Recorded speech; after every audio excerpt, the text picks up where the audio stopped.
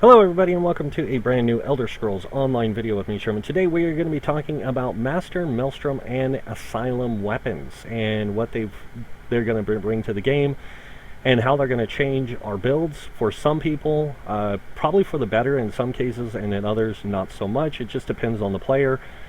It depends on a lot of things. If you guys are wondering where I'm at, I'm in the observatory home that is coming with the Clockwork City DLC, which is really cool. I think it's an awesome look, has a really cool appearance and everything. Really cool house. But we are here. I've been doing some testing with some of these things, these new Master, Maelstrom, and Asylum changes, and just kind of going over them, seeing how well they work, how they don't work. Tried it on 3 different types of builds. This is the final build I was testing today, and after this I'm going to actually go play the rest of the story of the game, or of the stuff, so I can see what it's like. But let's go ahead and take a look at these changes that came to these. So Master and Maelstrom weapons did get an overhaul. We'll go take a look at the PTS notes. So Asylum weapons, they come in 2 versions. They come in perfect and they come in imperfect. The perfect versions drop in the normal, or in the veteran version. The other ones drop in the normal version.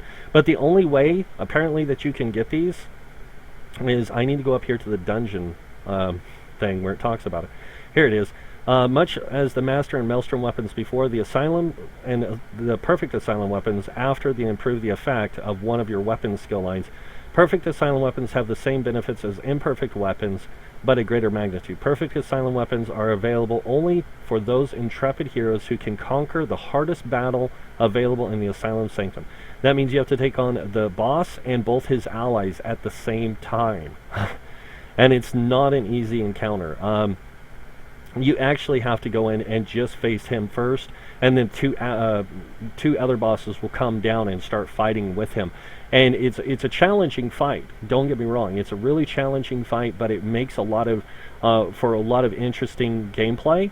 So I can see why people are like, "Oh man, this is cool," because you can get the normal ones in the normal version of it, and then you get the other ones in the vet version.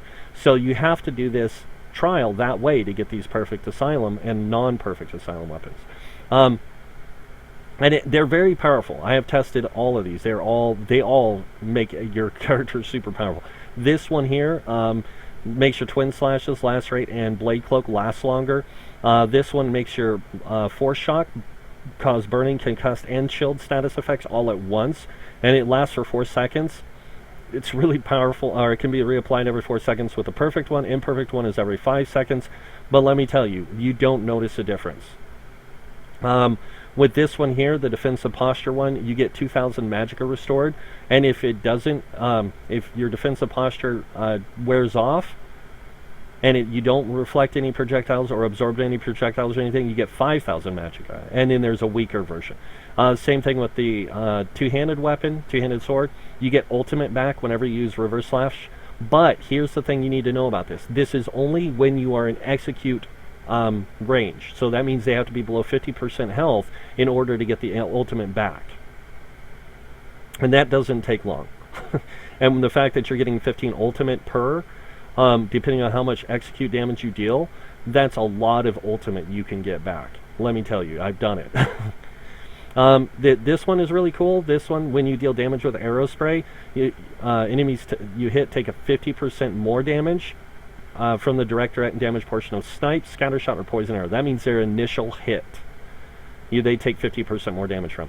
And let me tell you, poison arrow critting for 15k and then applying its dot is insane.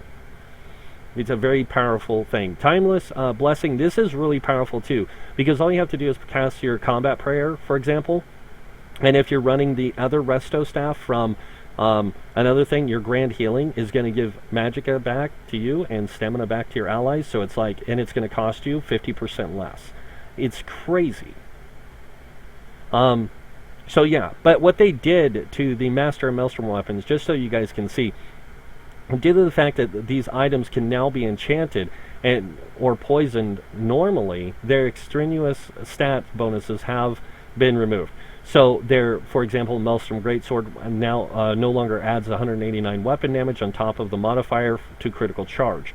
So you don't get the weapon damage or the stat bonuses that used to be on them. You just get what the item set says. And they are considered an item set now. Master and Maelstrom one-handed and shield item sets now require you to use both one-handed and shield together, along with the dual wield as well. It's also worth noting that you will still be able to backbar weapons such as the Maelstrom bow or Inferno staff and still receive the bonus from them after when their abilities are active. So all you have to do on some of them is activate their abilities and you'll get those bonuses. So going in here, we're going to take a look at some of these things.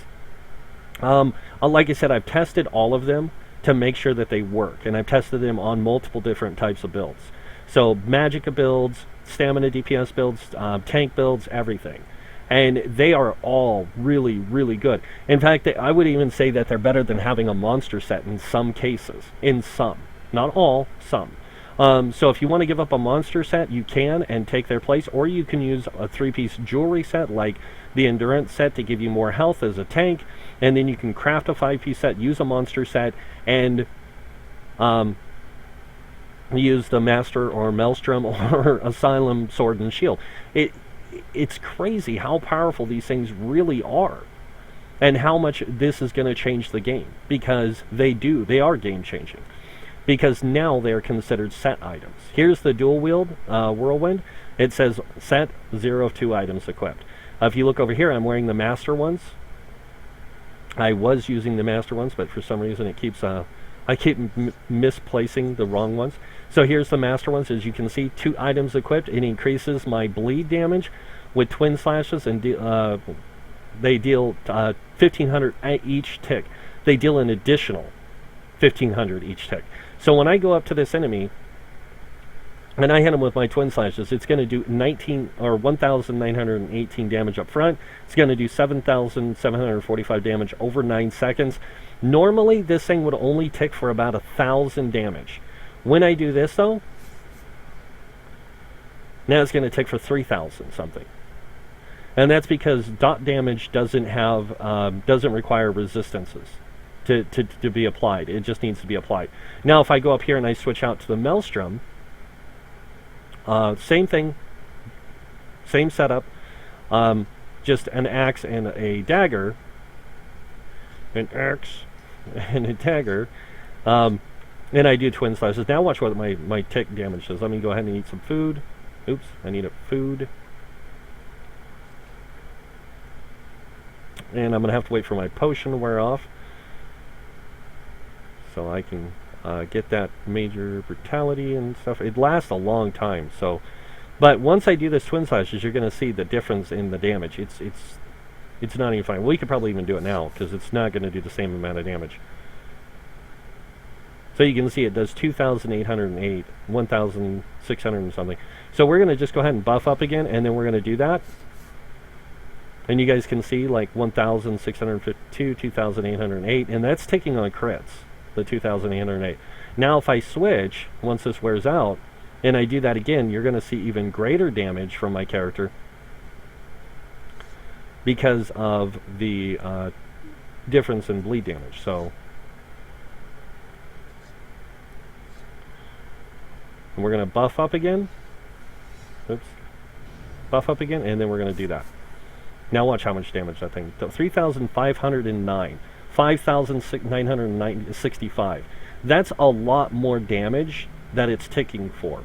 So Maelstrom is definitely a better option than using, or Master is definitely a better option than using the crafted weapons for the dot. Now, you won't be able to proc a monster set unless you are wearing 3 pieces of agility along with a monster set, but then you're going to have to run. You're not going to be able to run the Warrior Munda Stone. You're going to have to run the Thief Stone to get the high crit chance. So it's a lot of different stuff in here. And I think that a lot of this stuff is really well balanced, especially when you look at the game's diversity and build types. There's a lot of people who like to build for high crit, high damage. This is going to allow you to build for high crit, high damage, and still be able to proc a monster set along with this bleed, which is going to be hitting for pretty decent amount of damage. And this is a character that doesn't have that high of weapon damage to begin with, as you can see. And if I go up and buff up, I only have a 2,681 weapon damage buffed. And so that's why when I looked at all this stuff, I tested it on multiple different things. Like with my tanks, I tested it against world bosses in dungeons and stuff like that. When I tested the healing resto staff and stuff, I joined groups to go do stuff, like run around in the world doing world bosses and stuff like that and heal.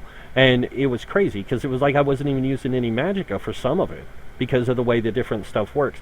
And that's because things like the restoration staff here, when you use grand healing, it restores so much stamina. But when you look up here, when you critically heal with regeneration, you restore 800 magicka. When you incorporate it with this staff here, when you use blessing or protection, your grand healing costs less.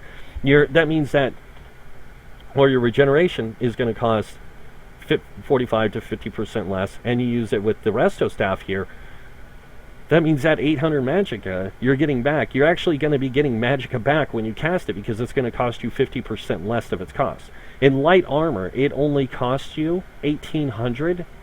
And if you cut that in half pretty much, that means it's only going to cost you from 1,800, it's going to cost you about 9 or 850. So you're only spending 50 magicka pretty much when casting this ability, the regeneration. Because you're getting that cost back when you cast it. So you're going to see magicka disappear and it's going to come right back. So it's not going to even be noticeable. And you're only going to be charged 50 magicka. And that's because you're using it in combination with those two staffs. So there's a lot of benefits to these different staffs. It just depends on how, or these different things, it depends on how you combo them together. Like running, for example, running the Master Bow instead of the Maelstrom Bow. Whenever you apply poison injection, for the term that poison injection is applied, you gain 301 weapon damage. So it doesn't matter. If I go up here and I buff, and then I hit a poison injection, now my weapon damage is going to go up by 300. So that's everything I do is going to get 300 more weapon damage. That means I'm going to get 2,900 weapon damage for my abilities for while that poison injection is up. So when I do twin slashes now it's getting that extra damage. As you can see there, it's ticking for a little bit more.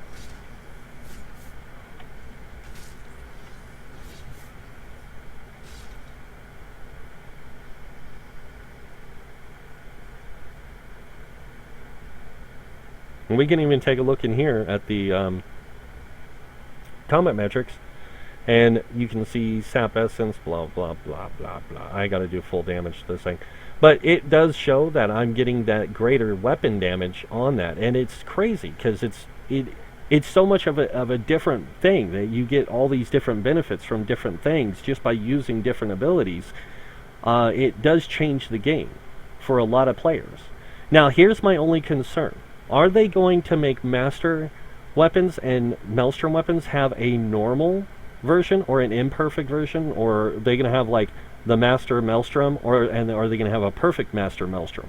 Because it seems kind of cheese, and I do say this with a grain of salt. It sounds kind of cheesy that we can only get perfect and imperfect, like normal Asylum and perfect Asylum from the Sanatorium, but we can't get Master from DSA and then perfect from doing it on vent mode. It creates an imbalanced gear system by not having that. So my thing is are the devs doing this to test to see how well it works? And if it works really well, are they going to change it before this patch goes out, or before this DLC comes out? Are they going to change Master and Maelstrom to both have a perfect and a normal version? So that way when you get the perfect version, you get the full benefits, and then the imperfect versions, they don't give you the full benefits. Are they going to do that? That's my question. Because it seems more likely that they would do something like that than not. Because it would make more sense to have Master and Maelstrom with perfect versions and imperfect versions. Or normal versions and perfect versions. Because those perfect versions would be the best. But the imperfect versions would just be, they'd be, okay, I got these instead. This is going to work for me for now, until I can get the perfect version. And that's my question. Do you think they're going to do that? Because if they don't, then it creates an imbalanced gear system by making the Asylum weapons stand out above the Master and Maelstrom. And all the other gear sets are in a good place right now. If they do this and make these a gear set like they've already done, and they make those gear sets to where the Asylum ones stand out above the Master and Maelstrom, because the only way you can get Master and Maelstrom is doing them on Vet, but you can do this by doing it on normal, doesn't make sense. Not by a game design standard. It doesn't make any sense. But that's pretty much it for the changes that have come to Master and Maelstrom. I like the changes personally. I don't think it's affected the game by as much of a degree as a lot of people are making it out. I think a lot of people are just throwing tantrums for nothing. But that's my personal opinion. And I'm sorry that, you know, game developers change their games, but it's part of the space of an MMO. MMOs change constantly. Because if they didn't change things and keep things in more of an organized balance, we would have a lot more issues with this game. So I'm glad that they made this change. I think that it's a good change, and I think it's going to be better for future players and existing players to be able to go out and have a choice of going, hey, you know what, I want to go get the Master Sword and Master Shield for my tank, and I also want to run the Maelstrom Sword on board for my tank. But I can run like a crafted set and a world drop set, or a dungeon set, or a trial set together and get those benefits, because they're going to benefit me more than using this monster set, because these monster sets aren't really doing anything for me as much as this is. So it's all based on player preference when it comes to your gear makeup and everything like that. So this is another thing that plays on player preference, and I would like to see where they take it. So that's it, though, for this video, guys. If you guys like this video, hit that like button. If you guys want to see more videos by me, hit the subscribe button. Other than that, I want to thank you all for watching. Until next time, have a wonderful day, and this guy will see you all later. Bye.